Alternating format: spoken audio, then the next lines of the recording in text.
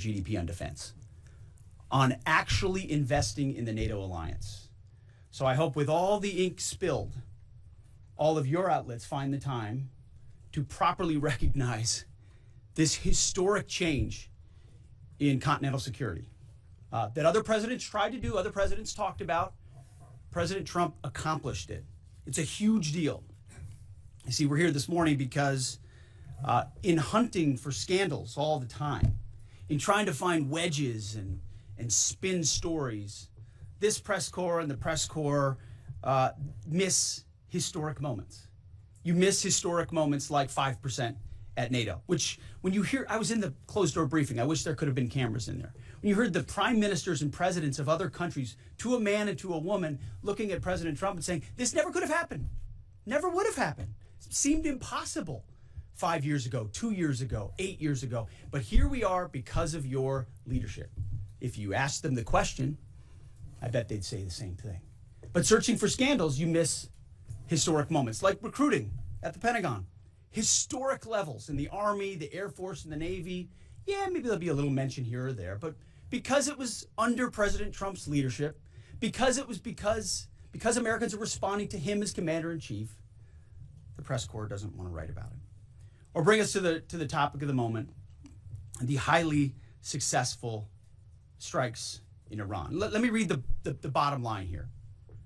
President Trump directed the most complex and secretive military operation in history, and it was a resounding success, resulting in a ceasefire agreement and the end of the 12-day war. There's been a lot of discussion about what happened and what didn't happen. Step back for a second. Because of decisive military action, President Trump created the conditions to end the war, decimating, choose your word, obliterating, destroying Iran's nuclear capabilities. I want to read some of the assessments that have been provided, because whether it's fake news, CNN, MSNBC, or the New York Times, there's been fawning coverage of a preliminary assessment. I've had a chance to read it. Every outlet has breathlessly reported on a preliminary assessment from DIA. I'm looking at it right now. Again, it was preliminary, a day and a half after the actual strike, when it admits itself in writing that it requires weeks to accumulate the necessary data to make such an assessment. It's preliminary. It points out that it's not been coordinated with the intelligence community at all. There's low confidence in this particular report. It says in the report there are gaps in the information. It says in the report multiple linchpin assumptions are what this assessment, a linchpin assumption, you know what that is? That means your entire premise is predicated on a linchpin. If you're wrong, everything else is wrong. And yet, still, this report acknowledges it's likely severe damage. Again, this is preliminary, but leaked because someone had an agenda to try to muddy the waters and make it look like this historic strike wasn't successful. I'm going to get to the chairman in a moment because he's going to lay out the particulars for you based on his professional military experience. But here's what other folks are saying.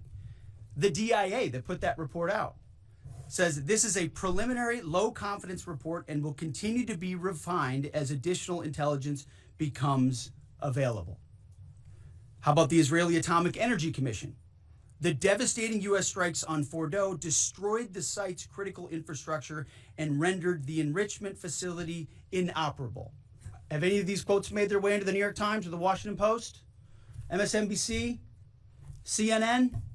Any of these quotes? How about this one? This is a new one from the UN, the United Nations. No friend of the United States, or certainly Israel often. Here's the head of the UN Atomic Energy Agency this morning, Rafael Grossi.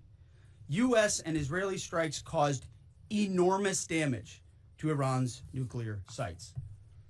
Don't take my word for it. How about the IDF's chief of staff? I can say here that the assessment is that we significantly damaged the nuclear program, setting it back by years. I repeat, years. The Iranian foreign minister, the spokesman, our nuclear installations have been badly damaged, that's for sure. I'm sure that's an understatement.